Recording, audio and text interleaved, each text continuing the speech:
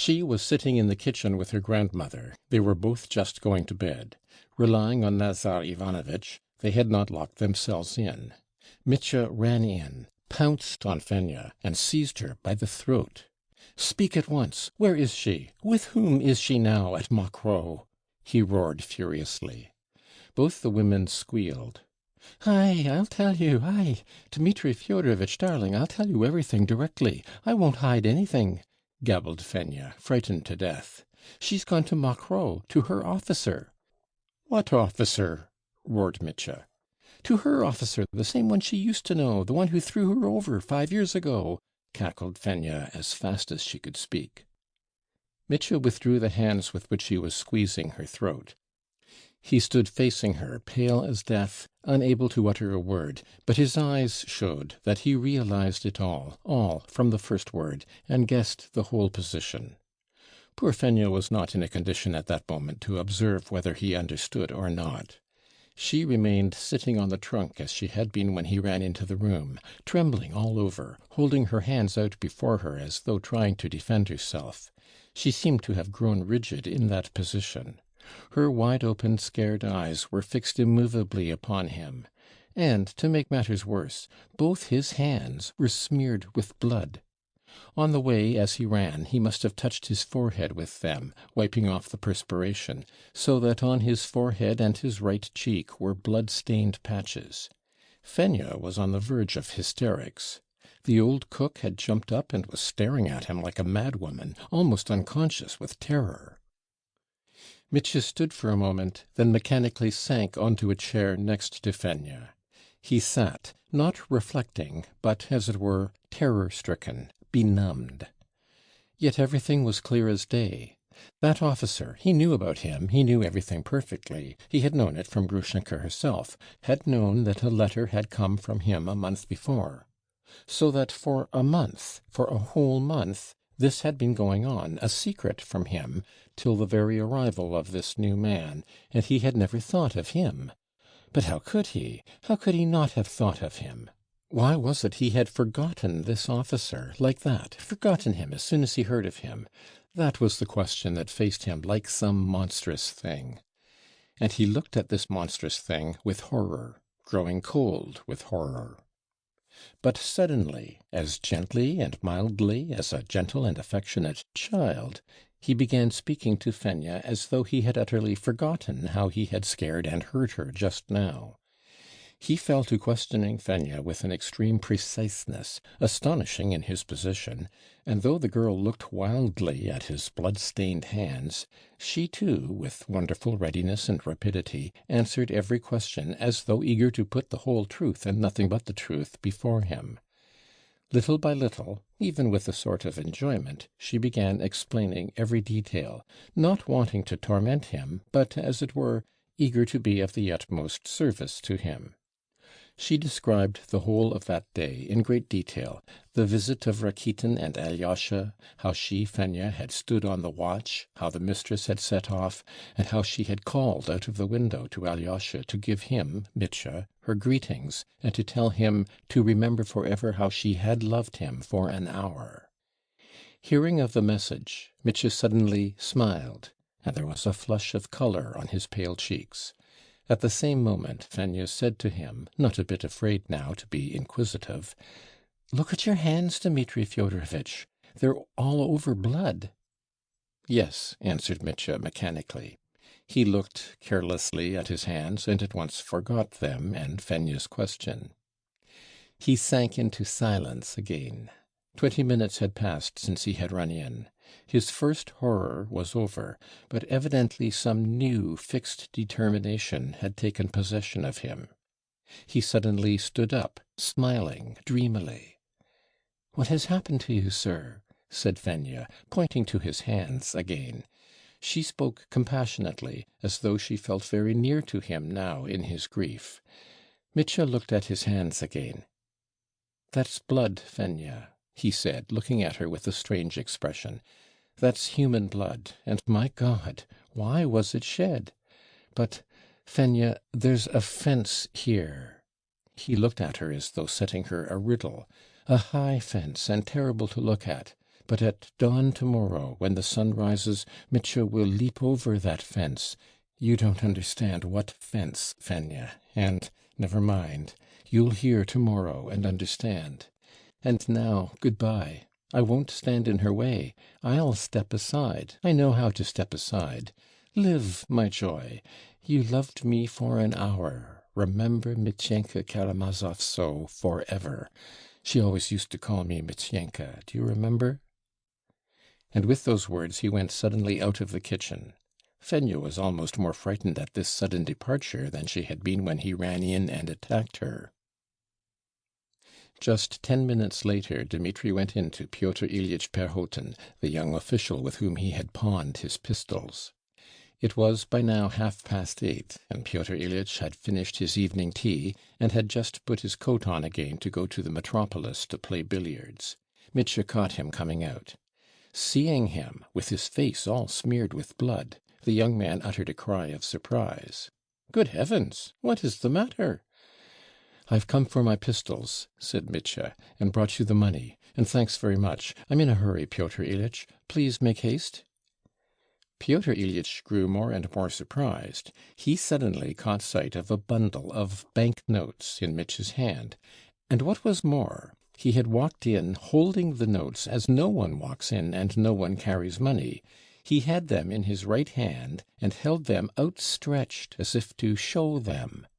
Perhotin's servant boy, who met Mitya in the passage, said afterwards that he walked into the passage in the same way, with the money outstretched in his hand, so he must have been carrying them like that even in the streets.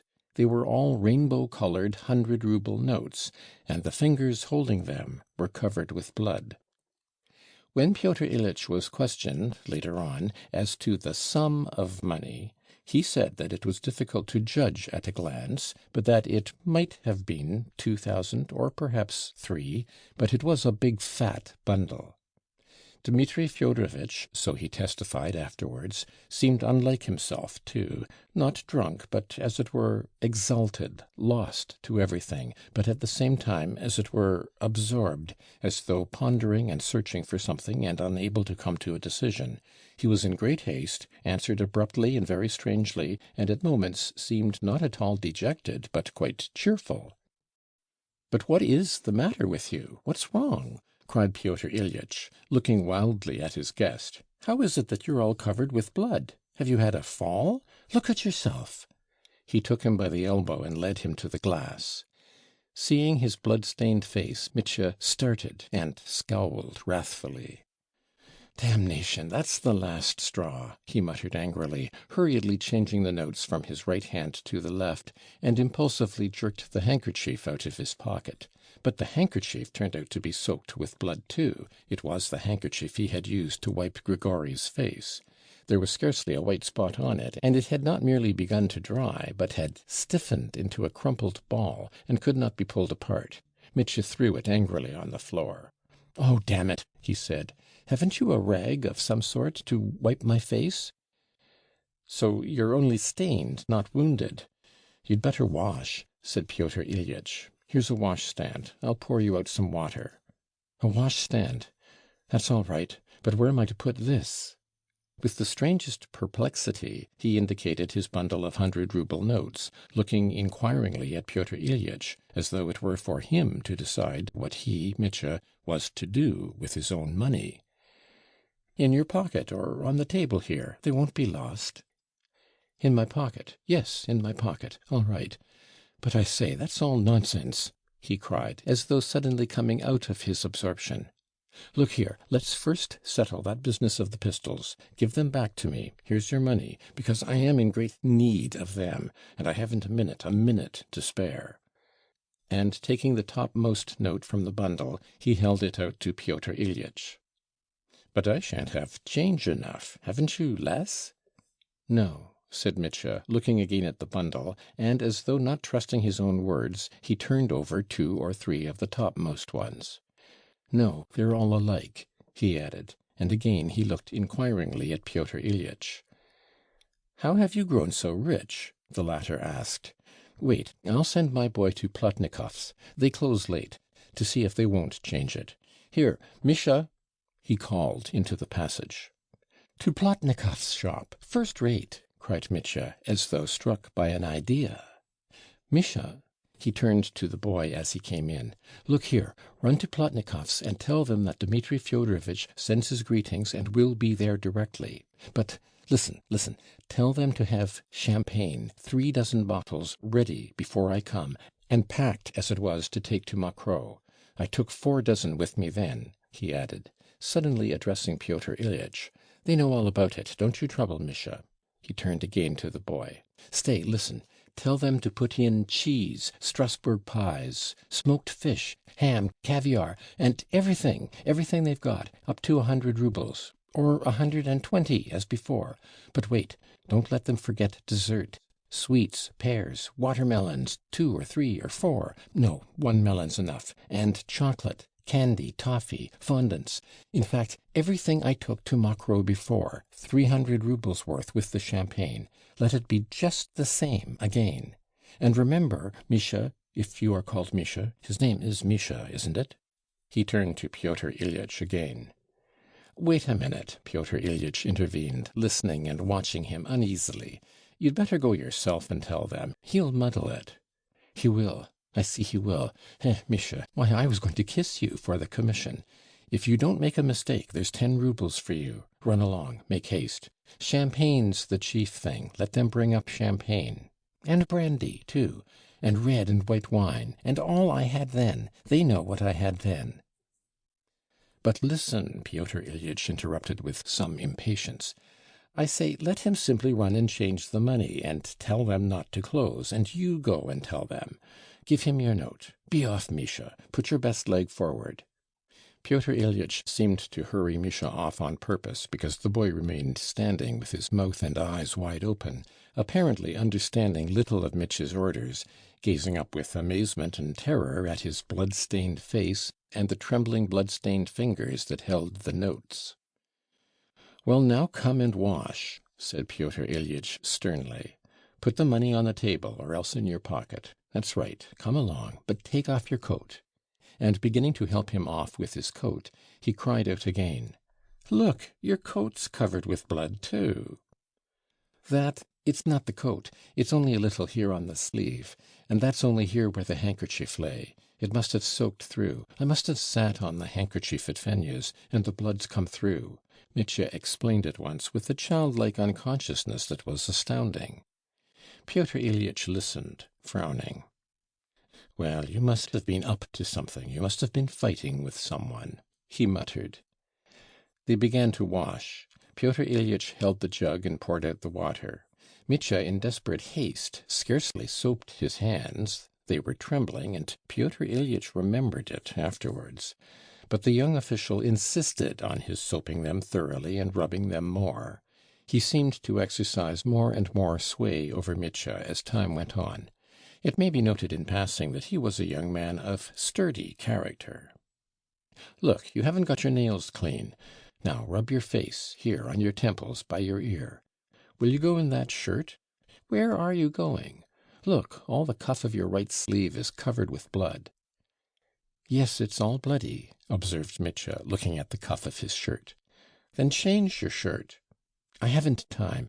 You see, Mitya went on with the same confiding ingenuousness, drying his face and hands on the towel and putting on his coat.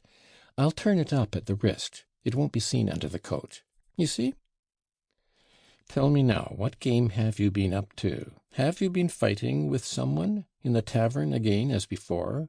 Have you been beating that captain again?" Pyotr Ilyitch asked him reproachfully. "Whom have you been beating now? Or killing, perhaps?"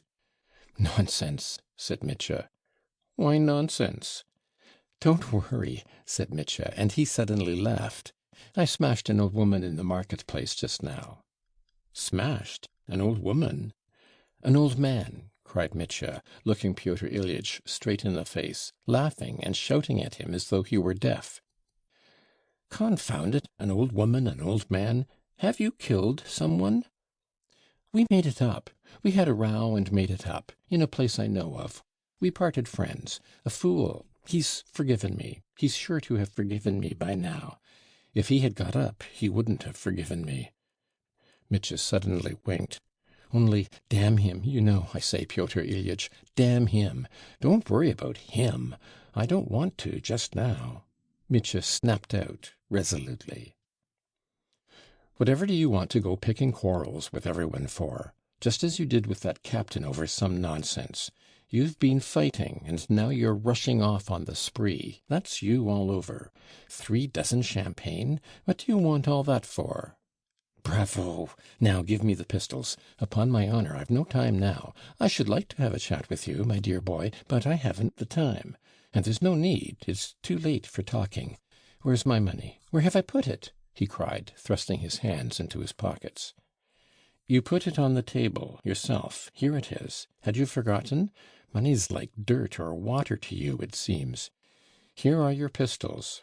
It's an odd thing, at 6 o'clock you pledged them for 10 roubles, and now you've got thousands. 2 or 3, I should say." "3, you bet," laughed Mitya, stuffing the notes into the side pocket of his trousers. "You'll lose it like that. Have you found a gold mine?" "The mines, the gold mines!" Mitya shouted at the top of his voice, and went off into a roar of laughter.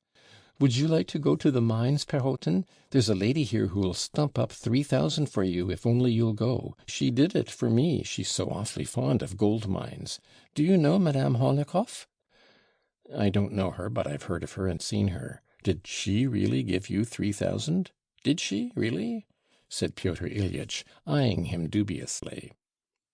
"As soon as the sun rises tomorrow, as soon as Phoebus ever young flies upwards, praising and glorifying God, you go to her, this Madame Holikoff, and ask her whether she did stump up that 3,000 or not. Try and find out." "I don't know on what terms you are. Since you say it so positively, I suppose she did give it to you. You've got the money in your hand, but instead of going to Siberia, you're spending it all. Where are you really off to now, eh?" "To Macro." "To Macro? But it's night." "Once the lad had all, now the lad has not," cried Mitya suddenly. "How not? You say that with all those thousands?"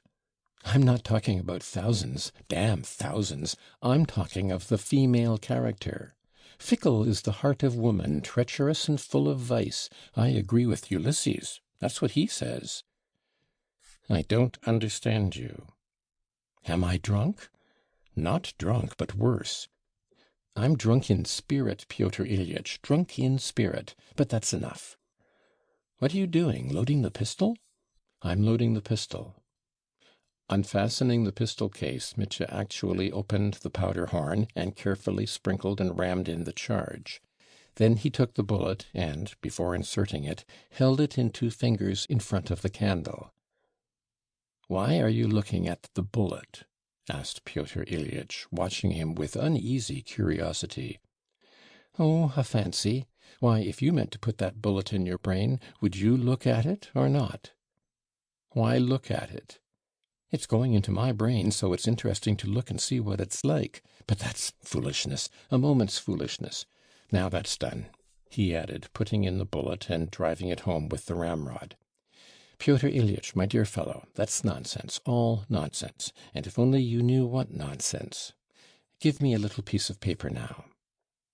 "Here's some paper." "No, a clean new piece, writing paper. That's right."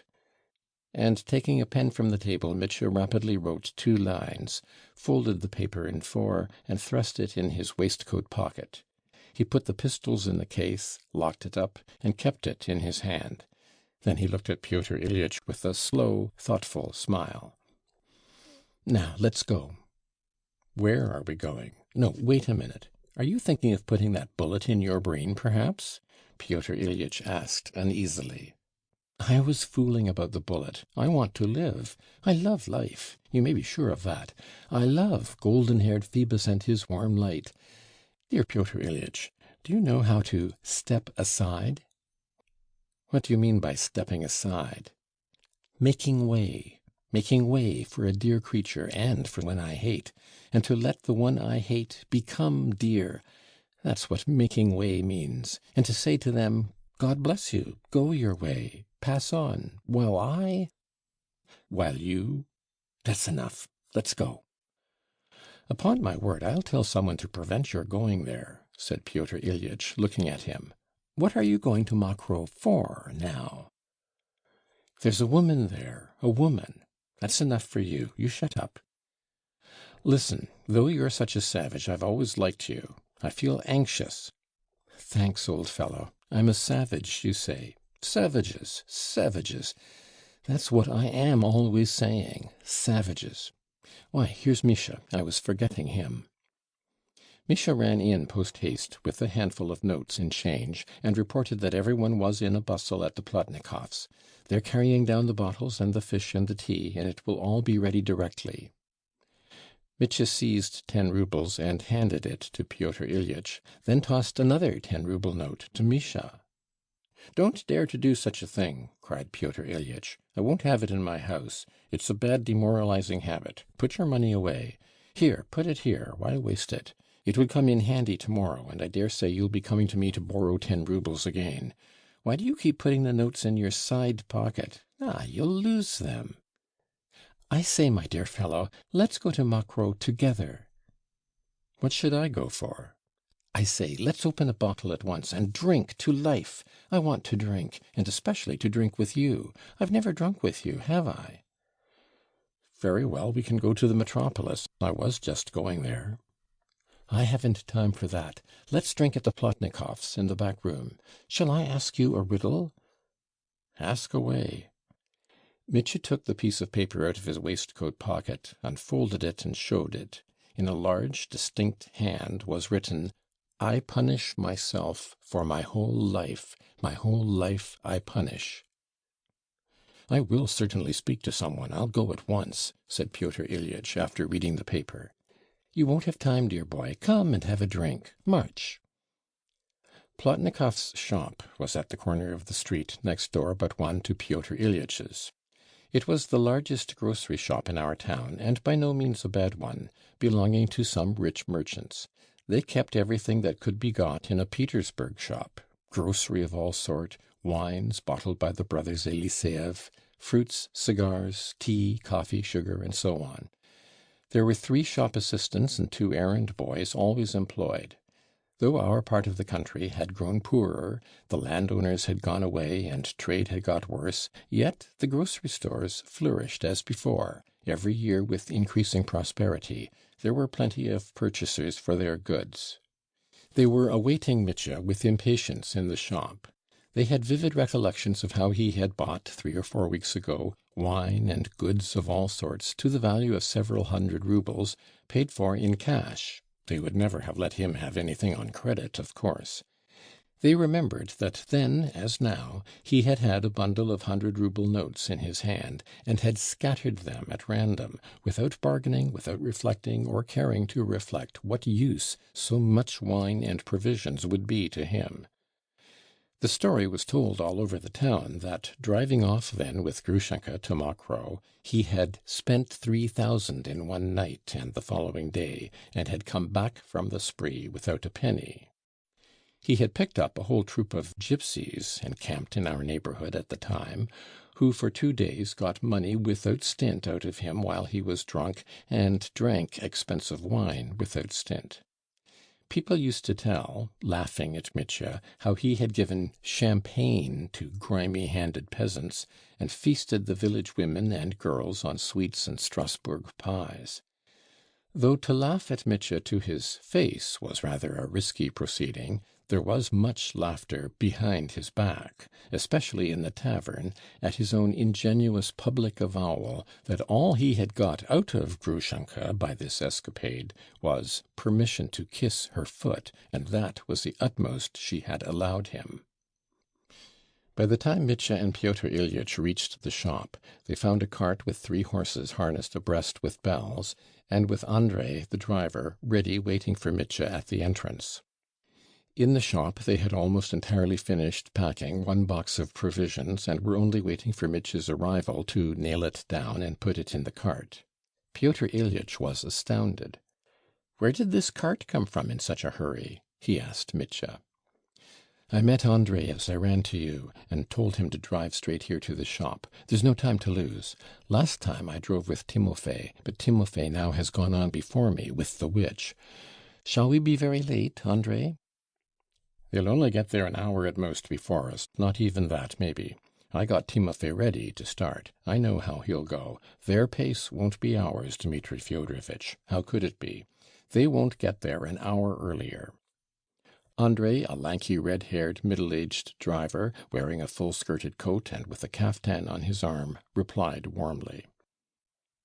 50 rubles for vodka if we're only an hour behind them. I warrant the time, Dmitri Fyodorovitch. They won't be half an hour before us, let alone an hour.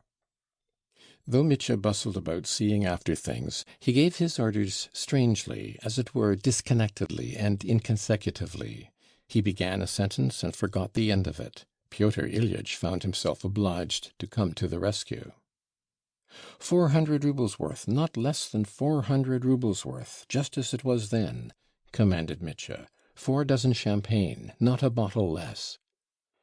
What do you want with so much? What's it for? Stay, cried Pyotr Ilyitch.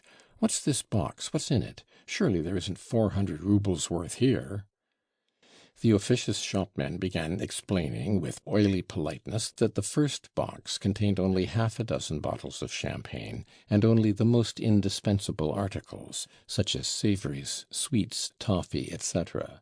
But the main part of the goods ordered would be packed and sent off as on the previous occasion in a special cart, and with 3 horses travelling at full speed, so that it would arrive not more than an hour later than Dmitri Fyodorovitch himself. Not more than an hour, not more than an hour, and put in more toffee and fondants. The girls there are so fond of it, Mitya insisted hotly. The fondants are all right, but what do you want with 4 dozen of champagne? 1 would be enough, said Pyotr Ilyitch, almost angry. He began bargaining, asking for a bill of the goods, and refused to be satisfied, but he only succeeded in saving 100 rubles. In the end it was agreed that only 300 rubles worth should be sent. Well, you may go to the devil, cried Pyotr Ilyitch on second thoughts. What's it to do with me? Throw away your money, since it's cost you nothing. This way, my economist, this way, don't be angry. Mitya drew him into a room at the back of the shop. They'll give us a bottle here directly. We'll taste it. Pyotr Ilyitch, come along with me, for you're a nice fellow, the sort I like. Mitya sat down on a wicker chair before a little table covered with a dirty dinner napkin. Pyotr Ilyitch sat down opposite, and the champagne soon appeared, and oysters were suggested to the gentlemen. First-class oysters, the last lot in. Hang the oysters, I don't eat them, and we don't need anything, cried Pyotr Ilyitch, almost angrily. There's no time for oysters, said Mitya, and I'm not hungry. Do you know, friend, he said suddenly with feeling, I never have liked all this disorder. Who does like it? 3 dozen of champagne for peasants? Upon my word, that's enough to make anyone angry. That's not what I mean. I'm talking of a higher order. There's no order in me, no higher order. But that's all over. There's no need to grieve about it. It's too late, damn it. My whole life has been disorder, and one must set it in order. Is that a pun, eh? You're raving, not making puns. Glory be to God in heaven, glory be to God in me. That verse came from my heart once. It's not a verse, but a tear. I made it myself, not while I was pulling the captain's beard, though. Why do you bring him in all of a sudden? Why do I bring him in? Foolery. All things come to an end. All things are made equal. That's the long and short of it. You know, I keep thinking of your pistols. That's all foolery, too. Drink and don't be fanciful. I love life. I've loved life too much, shamefully much. Enough. Let's drink to life, dear boy. I propose the toast. Why am I pleased with myself? I'm a scoundrel, but I'm satisfied with myself, and yet I'm tortured by the thought that I'm a scoundrel but satisfied with myself. I bless the creation. I'm ready to bless God and his creation directly, but I must kill one noxious insect for fear it should crawl and spoil life for others. Let us drink to life, dear brother. What can be more precious than life? Nothing. To life, and to one queen of queens. Let's drink to life and to your queen too, if you like. They drank a glass each. Although Mitya was excited and expansive, yet he was melancholy too. It was as though some heavy, overwhelming anxiety were weighing upon him. Misha, here's your Misha come. Misha, come here, my boy. Drink this glass to Phoebus the golden-haired, of tomorrow morn. What are you giving it him for? Cried Pyotr Ilyitch irritably. Yes, let me. I want to. Ech. Misha emptied the glass, bowed, and ran out. He'll remember it afterwards, Mitya remarked. Woman, I love woman. What is woman? The queen of creation. My heart is sad, Pyotr Ilyitch. Do you remember Hamlet? I am very sorry, good Horatio. Alas, poor Yorick. Perhaps that's me, Yorick. Yes, I'm Yorick now, and a skull afterwards. Pyotr Ilyitch listened in silence. Mitya, too, was silent for a while. What dog's that you've got here? He asked the shopman casually, noticing a pretty little lapdog with dark eyes sitting in the corner. It belongs to Varvara Alexyevna, the mistress, answered the clerk. She brought it and forgot it here. It must be taken back to her. I saw one like it in the regiment, murmured Mitya dreamily, only that one had its hind leg broken. By the way, Pyotr Ilyitch, I wanted to ask you, have you ever stolen anything in your life? What a question! Oh, I didn't mean anything. From somebody's pocket, you know. I don't mean government money. Everyone steals that, and no doubt you do too. You go to the devil. I'm talking of other people's money, stealing straight out of a pocket, out of a purse, eh? I stole 20 kopecks from my mother when I was 9 years old. I took it off the table on the sly and held it tight in my hand. Well, and what happened? Oh, nothing. I kept it 3 days, then I felt ashamed, confessed, and gave it back. And what then? Naturally, I was whipped. But why do you ask? Have you stolen something? I have, said Mitya, winking slyly. What have you stolen? Inquired Pyotr Ilyitch curiously. I stole 20 kopecks from my mother when I was 9 years old and gave it back 3 days after. As he said this, Mitya suddenly got up. Dmitri Fyodorovitch, won't you come now? Called Andrei from the door of the shop. Are you ready? We'll come. Mitya started. A few more last words, and, Andrei, a glass of vodka at starting. Give him some brandy as well. That box, the one with the pistols, put under my seat. Goodbye, Pyotr Ilyitch. Don't remember evil against me. But you're coming back tomorrow? Of course. Will you settle the little bill now? Cried the clerk, springing forward. Oh yes, the bill, of course. He pulled the bundle of notes out of his pocket again, picked out 300 roubles, threw them on the counter, and ran hurriedly out of the shop. Everyone followed him out, bowing and wishing him good luck. Andrei, coughing from the brandy he had just swallowed, jumped up on the box. But Mitya was only just taking his seat when suddenly, to his surprise, he saw Fenya before him. She ran up panting, clasped her hands before him with a cry, and plumped down at his feet. Dmitri Fyodorovitch, dear, good Dmitri Fyodorovitch, don't harm my mistress. And it was I told you all about it. And don't murder him. He came first. He's hers. He'll marry Agrafena Alexandrovna now. That's why he's come back from Siberia. Dmitri Fyodorovitch, dear, don't take a fellow creature's life. Tut, tut, tut.